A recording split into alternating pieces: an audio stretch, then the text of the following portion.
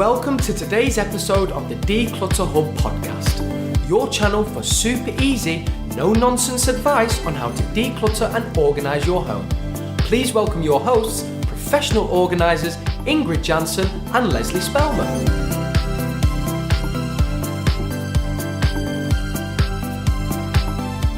Hello and welcome listeners to episode 30 of the Declutter Hub podcast. I'm Ingrid. And I'm Lesley.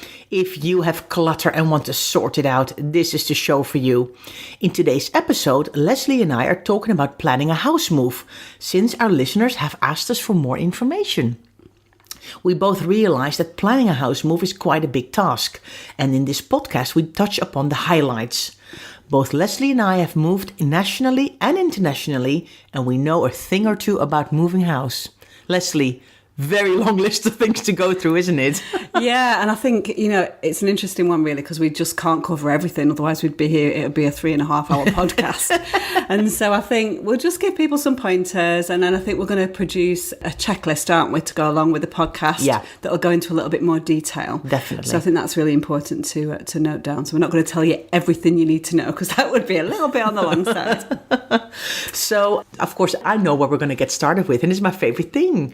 Of course, the first thing we need to do is declutter and organize before you actually are going to move house. That is true. And so what we're not going to do is talk about your favourite thing, decluttering and organising. I know. Because we've got a whole host of other podcasts about that, haven't we? Yeah. But I think it goes without saying, ideally even before you have got an offer on a house and you know where you're moving to, when your house goes on the market, you should have done that decluttering ideally before that as part of kind of a home staging thing, really. Yeah. So, but decluttering before you move is really, really important to make sure you're only paying to move the things that you actually need at the other end. Yeah. Really critical. Yeah. So if you're even considering possibly moving house within now and maybe a year or so, start with decluttering and organizing some of your belongings, because it will save you money, it will save you time, everything that you don't want, you don't have to pack and unpack. So even if you're considering doing this, start with some decluttering and organizing. Yeah, and just jumping back to what I was just saying about home staging, which is quite a grand term, isn't it? I think we'll do another podcast completely on home staging. Yeah. Because decluttering is a huge part of that as well, isn't it? And I think we can go into more detail about the kind of things that buyers like and don't like and so on before you even put your house on the market. So let's do that in another podcast. Yeah, good idea. So what's the second thing? I think this is more of your expertise. A lot of legal paperwork is involved in a house move as well, isn't it? Yeah, I think if we go through a sort of timeline, and obviously everyone's timeline is completely different with a house move, because some people move in 6 weeks, some people it takes 6 months and so on. But in terms of the order that things might happen, obviously the decluttering and organising is something that needs to take place over several weeks or months, ideally. But then the first thing that's going to hit you once you've had an offer accepted on a house is the legal stuff. So it's going to be the stuff, and we're talking predominantly really about buying a house today rather than renting, but we will touch on that very briefly, won't we? Because I know you wanted to mention that. Yeah. But let's focus really on buying a house. So it's really going to be the legals. And so your solicitor is going to be appointed once you've had an offer accepted on a house. And at that point, they're going to start asking for information. Again, it's going to be very different depending on what house you're moving to, whether it's a house, whether it's a flat with a management company, whether it's a retirement property. There's so many different things that you might get asked for. But, you're going to get asked for information about the house, legal information about boundaries, about fences, about whether there's been any issues with things, whether there's been any flooding, that kind of thing. And obviously they do searches and things for a lot of things, but there are certain things which are all about your knowledge, really. And those are the kind of things the solicitor is going to ask you about, and you need to be kind of ready for that. Yeah. Obviously, a lot of people who have moved, some people don't move that often, so they're not used to seeing these things. And so this is all brand new. Whereas you and I, with the work that we do with people moving, and also because we've both moved quite a few times ourselves, are sort of well used to that kind of thing. But it's just really important to know what you might anticipate and to get that kind of information ready. Yeah. I think also as a kind of a side tip, listeners, that it suddenly just popped into my head. From the beginning, keep your paperwork from your house separately from your kind of regular, maybe get a folder or a box or a flyer or a box file or something where you can put all the paperwork for the house move and all the solicitor stuff together, so it doesn't end up with all your normal paperwork.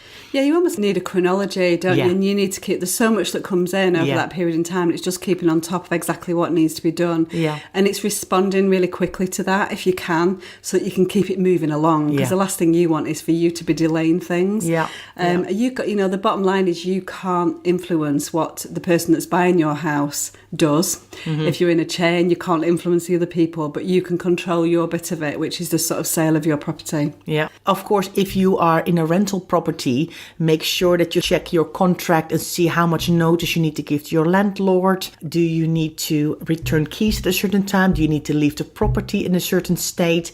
And also, can you get a letter of recommendation if you're going to rent again? So think about those things as well if you're renting and not buying or selling.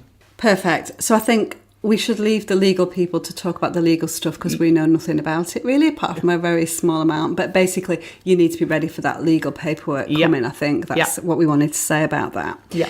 And then we get into the things that we do know a little bit more about, I think, which is good, which is the logistics of the move and planning for that moving day and how you're actually going to get your stuff from your house to the next house. I think it's important that you think prior to your house move, how do you see this happening? Are you going to move yourself? Are you going to move with some help of friends? Are you going to sort out a man with a van for the big pieces of furniture? Do you want to hire a removal company that is going to help you get your stuff from one place to the other? So a decision needs to be made about that. Yeah, and obviously the big factor within that is going to be budget, because there's a huge difference between doing a DIY move and getting a moving company in. So budget is going to play a big part. Yeah. But having said that, I think it's really important to be realistic about what you might expect if you're moving yourself. Moving house is such a stressful time. And certainly when I'm helping clients to move, I will recommend the moving company option just because it just is much smoother. The stuff seems to be looked after better.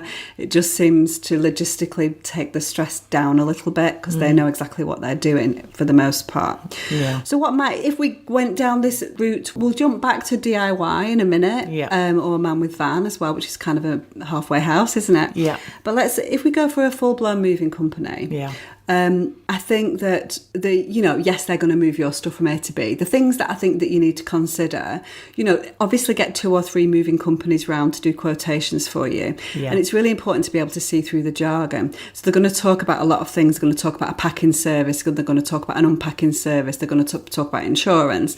And they're going to talk about protection of your property. And it's important to know what each of those things mean, really.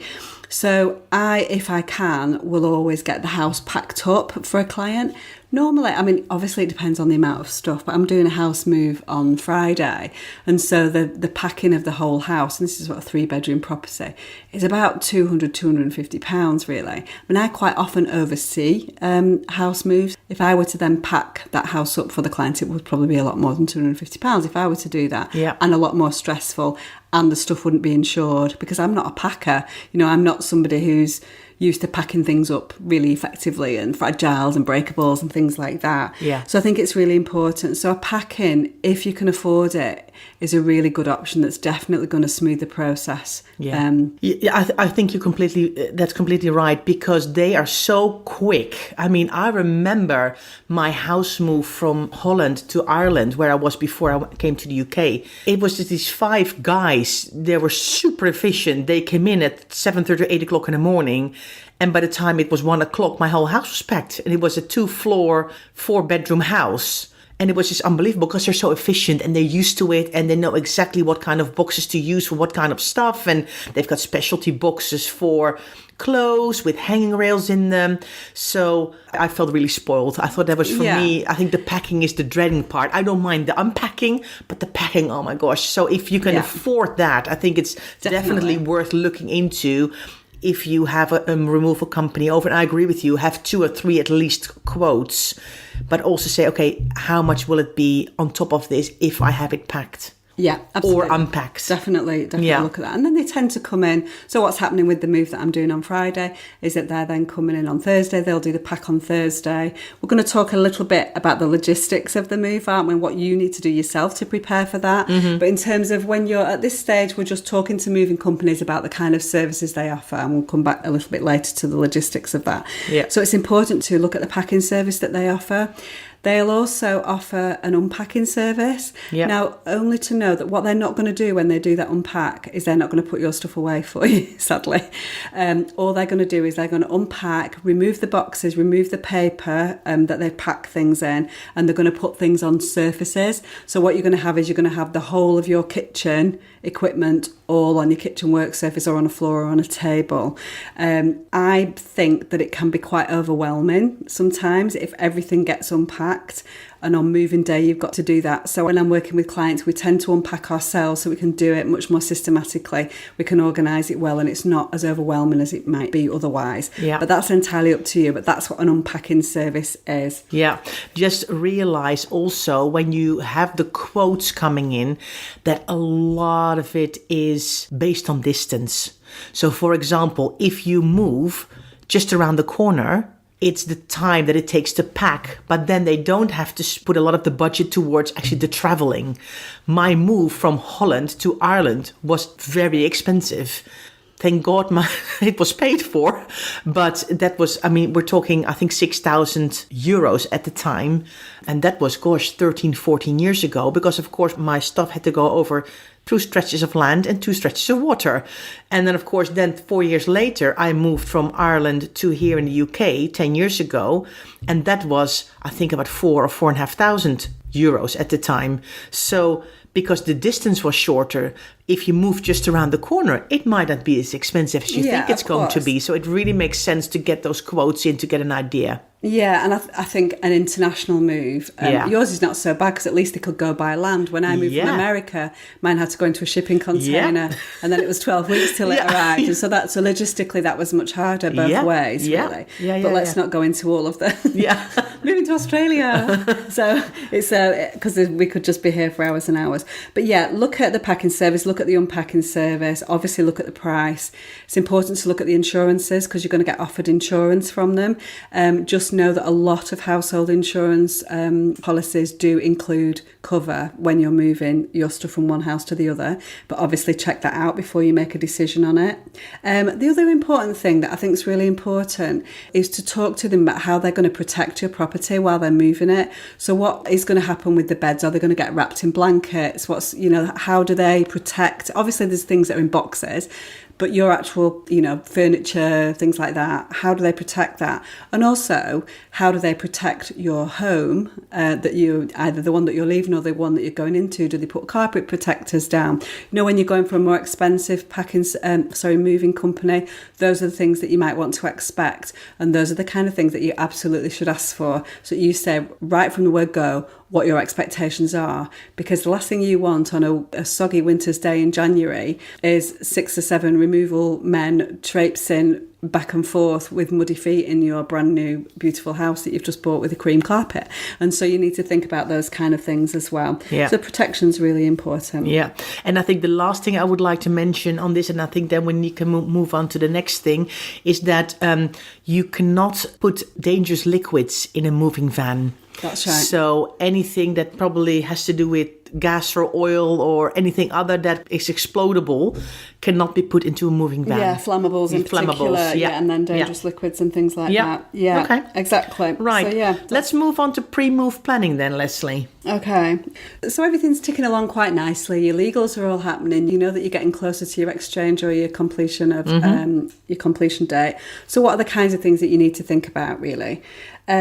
So it may be that you downsizing, and in which case you might have stuff that's not going with you to the next house, but it's going somewhere else. So maybe it's going off to charity, maybe it's going off to your daughters or to your sisters or something like that. So you may have to think about getting a smaller removal vehicle, maybe a man with a van service, to take some of your stuff off to someone else. So that needs to be thought about and planned. I think one of the things, in terms of if we want to sort of call it paperwork, the sort of things that you've got to do, like utilities, which we're going to come on to in a minute, in terms of moving house and change of addresses, one of the things that people sometimes come unstuck over is broadband, because quite often, and it takes a couple of weeks, doesn't it, for you to plan broadband and to swap it over. Yeah. So that's the kind of thing that sometimes you want to do in advance, otherwise you'll find yourself at the other end without broadband. Yeah, yeah. Definitely. And I think you also need to make sure that you set up a redirection of your post so you can sort it out via the post office, and also start thinking about what kind of people and other places need to be informed of your change of address. So maybe you can start making a list in a notebook, or maybe you can go to your paperwork system and start to create a list of things that need to be informed. You probably want to wait with actually sending them the change of address, but it's quite a lot of work to kind of get all of that underway. So you want to do some prep on that as well. Yeah, and it's going to very much, the way that you tackle that is going to very much depend, isn't it, on the type of systems you've got in place. Yeah. So for me, my paperwork system, as you would hope, is organised. And so I wouldn't necessarily use a checklist. I would literally go through, I have a filing cabinet, I'd literally go through it one section at a time and pull the things out there, pull the things out of that and say, right, I need to write a letter to them, or I need to go online to do that, or whatever. Yeah. And so I would be comfortable that I would have all bases covered by going through that filing cabinet like that. But if your paperwork's a little bit scattered all over the place and it's a little bit more chaotic, perhaps you need a checklist then to go through to remind you, right, you need to do credit cards now, you need to do store cards now, you need to do mortgage now, and so on. Yeah, and you need to inform your work and the school and the dentist and the doctor and the utilities. And it's surprising how many people actually... It's a lot of work, isn't it? And for a lot of people, sometimes it takes 6 months to get to the point where all of your addresses are correct. Yeah. And that's why they offer, with the redirection service, they do offer different times that you can actually have your post forwarded as well. That's right. So I think I actually took the year option because I just knew that 3 or 6 months was too short for me. I wanted to make sure I had all my posts sent forward and I had time to inform all the people about my change of address. Now, there's some other bits I think we need to talk about in pre-move planning, because maybe you're lucky enough that the property that you're moving to is already empty, or you are lucky enough that you're going to be able to sort out some things the day you've moved in. So maybe, I don't know how about your move, but I think you were telling me that you've already booked a painter and decorator for the house move. Yeah, so I went in with my client and we worked out that we wanted to do some painting and that it needs a little bit of a freshen up. So I've already pre-planned. So we move. So the pack is Thursday, the move is Friday. We'll do some unpacking, but not all of it on Saturday. Monday, the decorator comes in. Friday, the carpet cleaner comes in. So it all sounds nice, and doesn't it? As long as it happens. I know. And everybody does what they're supposed to do. It sounds very, very organised. Well, let's hope that it is. I'll report back next week as to how organised it is. But yeah, I think those are the kind of things, because then what you don't want to do is you don't want to unpack all your stuff and then 4 weeks later get a decorator in, so if you can pre-plan those, but that's very reliant then on you having a specific completion date and knowing what that is in advance and not kind of simultaneously completing and exchanging on the same day. And those kind of things take the stress out of it a little bit. In actual fact, this has been a very stress-free so far, fingers crossed, touch wood, house move. It's all been quite nice. I would also say that if you can, clean as much of the house, the new house, as soon as you come in. So I know people are, they're unpacking, but before you start to put stuff away in cupboards and in kitchens, make sure you have a hoover and a cloth and everything and clean that out before you start to put stuff in, because it's probably the only time in a very long time afterwards that you're going to have an empty shell to work with. And it's quick then, if you can clean a kitchen and you've got empty shelves, even if you just do the shelves and then you tackle the tops of the cupboards and things. I mean, ideally, we'd like to think that the person that has left the property would leave it nice and clean, but we have got that would be nice. We've got experience at that, but you can't, as we said before, you can't have an impact on what somebody else does. You can only manage your own bit of it. And so I would always, the client that I'm working with, we've had cleaners in to thoroughly clean the whole house through, and then I'll just do the final bit of the clean with her on the day before we move. And so, it's important, but you can't, it's sometimes very disappointing the way that people leave their houses. Do you know what I mean? True. For other people, I would have much more pride in that, and it would be probably the cleanest it's ever been on the day that I moved, because I would hate someone to be talking about me. But so you never. Yeah, no, I completely agree with you. So let's then talk about the preparation that we need to do for the handover to the new owner, because there's also some things that we want the new owner to know of the house that we're actually selling. Yeah. So that's smooth transition, really. Yeah. So you need to make sure that the person that's buying your house knows all those things that they're going to be worried about. You know, when is bin day? Where is the manual for the oven? Yeah. Where can I find the stopcock? What, you know, have you done a meter reading? Obviously, you need to do meter readings when you leave for both things, so you can get that nailed. Yeah. So those are all. Where the are the things. meters? Where are the meters, etc. Where's the boiler? Yeah. Where's the fuse box? Exactly. All of those things, and you know, and it just needs to be.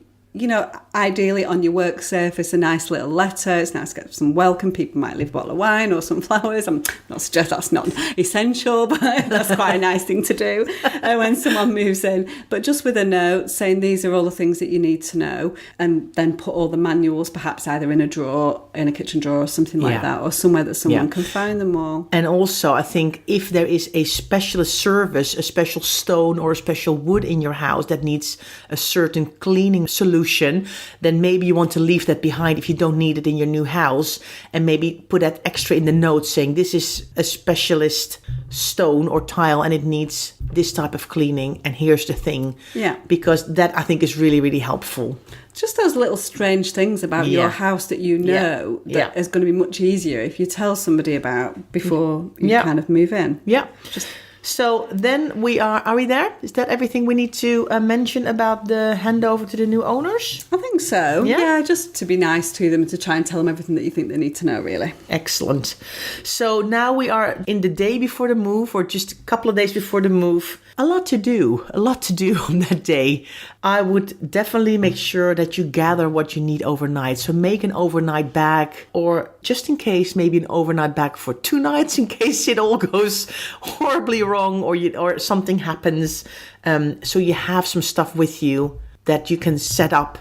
Again, it's going to be very dependent, isn't it, on what your family situation is. And so, have you got kids? So then do you need to keep school books back and school bags to get them off to school okay? Yeah. Have you got medication that you need to worry about over those couple of days? You know, those are the important things. Have you got pets that maybe can go to a cattery or a special place for dogs so they feel happy and safe and they're not running around being panicky? And you get your hands free to really focus on your house move. Because it's just a little bit of an upheaval, isn't it? And that's where where the preparation for the move comes in, doesn't it? That's where your labelling of boxes. Mm-hmm. And if you have got the moving company coming in to do the packing, that's where you need to label things up, make sure they know exactly what's going where. If there's something that's really important that needs to be unpacked first, like bedding, for example, like medication, like things for the kids, whatever that may be. And that's going to be different for every person. That you have identified those, maybe by using a post-it note or something like that on certain things as you go around the house, so that the removal company know exactly what's going where. It's also important if the layout of your new house is different to the one that you're coming from. So quite often they'll write on the boxes master bedroom, but it might be different in your new house, and so you need to think about that and think about actually plan for them writing up everything out of this bedroom is going into bedroom 3 or bedroom 4 or whatever that might be, and things like that, because often people go into bigger homes when they're moving as well, and they might have more rooms and things like that. So really think about the logistics. The more planning that you can do and the more communication that you can do with your packers, that is what makes for smooth things. Because as you rightly said, when they come in to pack up and to move you, they are like lightning. They go so fast, and so you need to be one step ahead of them every time. And also be very, very clear the stuff that should not be packed. For example, I had a wonderful, beautiful American fridge freezer, one of those big ones, and it was not going to go to Ireland with me at the time, unfortunately. So a friend of mine had to collect it. So I actually had to put a red sticker on it saying, please do not pack this, because otherwise it would have been one of the first things that would have been put in the truck. So be very clear in your communication, and also don't forget to handle your valuables yourself. So things like passports or important jewelry or anything like that, I think that you need to make sure that you handle yourself and make sure that is in a safe place at all times. I was just thinking when you were talking about the moving company and not taking things and communicating with them, the one thing that they never pack is the kettle and the tea and coffee. Yeah. They always leave those to the very... So you can make them copious amounts of cups and tea throughout the moving day. And having said that, so don't forget your spoons and your mugs and your coffees and teas and your sugars. And so you can actually, that's the last thing that goes into the box and the first box that comes out of that van, trust me. One other tip I wanted to give you, if you have beds that are together with screws and things like that, make sure you put them in a freezer bag and tape them to the piece of furniture. So you don't lose that little bag with screws that's somewhere out there somewhere. I think, we talked a lot about using a moving company. The principles are exactly the same if you pack yourself. Be organised, label up your boxes, know what you're doing, protect your furniture. So try and do that as best you can as well. So even if you're doing a DIY move or you're getting a friend to help you, it might be that if you've got a smaller van, it might have to go in 2 or 3 loads. But just think about the logistics of the way that's going to work. Try and get your big furniture in there first and then your boxes in there second. But just know it's all about being realistic, really, but know your own limitations. Don't go do a DIY house move that's going to absolutely kill you, because it's hard. You know what I mean? Make sure that you've got the right people in place that are used to lugging things around and things like that. And maybe actually, if you've got to spend another £400 or £500 getting a moving company, maybe it's money well spent. Yeah, if you've got that. And if someone offers to help and you're not completely sure, maybe you can put them on coffee and tea duties, because there's a lot of people that need to be fed and you need to make sure that somebody makes some sandwiches or gets some sandwiches or goes to the bakery or makes cups of teas. That's a job in itself alone. If you've got 4 or 5 movers or a man with a van and people helping, everybody needs to be taken care of as well, because then everybody's going to be a lot happier. Yeah, if people offer help, take it, because moving is stressful and there's lots of jobs that need to be allocated, as you rightly say. Making cups of tea and coffee, taking your kids to school, driving to the estate agent to pick the keys up, things like that. You've got all that going on. It's super stressful. It's the number one most stressful thing that we have, isn't it? Always comes up, moving house. And some are more stressful than others. But, by having a little bit of foresight and thinking about things in advance and planning and being quite organised with things, it just makes it a little bit less stressful. Right. Excellent. Is there anything else we need to mention, Lesley, or do you think we've got the highlights covered here? I think I'm going to have to feed back after my house move this weekend. I know. We want to know now how you did. And if you did a good job. I know, exactly. That takes me on, actually. That's quite an important point as well. I mean, obviously, the house move that I'm doing is in my role as professional organiser with the Clutter Fairy. And that's something that I do quite regularly. So the client that I'm working with would find it too stressful to do that on her own. She is on her own. And so she's taken me on to help her through that whole process for the 2 or 3 days. I'll be there for the packing day, for the moving day and for the day after. And so, know that there are professional organisers or house moving specialists out there that can help you if you would struggle to do that on your own. And know that sometimes, again, that takes the stress out of things. If you can afford it, think about it as an option. Right. Brilliant advice. So what do you think, listeners? Are you planning a house move, and was this podcast helpful for you? Do you feel you're on top of everything, or do you actually think to yourself now, maybe I should get some extra help in, or maybe I should get a professional organizer to help me and make it all go much, much smoother. So thank you so much for taking the time to listen today. If you'd like to get more tips and advice, please follow us on social media. We're on Instagram, Twitter and Facebook, and we've got a lovely, lively, supportive Facebook group community where we chat all things clutter. We'd love to see you there. And if you don't want to miss the next weekly episode, subscribe to the Declutter Hub podcast on iTunes, Spotify and Stitcher, and it will pop into your notifications each Friday. See you next time. Thanks for listening to this week's episode of the Declutter Hub podcast. Check out declutterhub.com for more inspiration, and don't forget to tune in next week.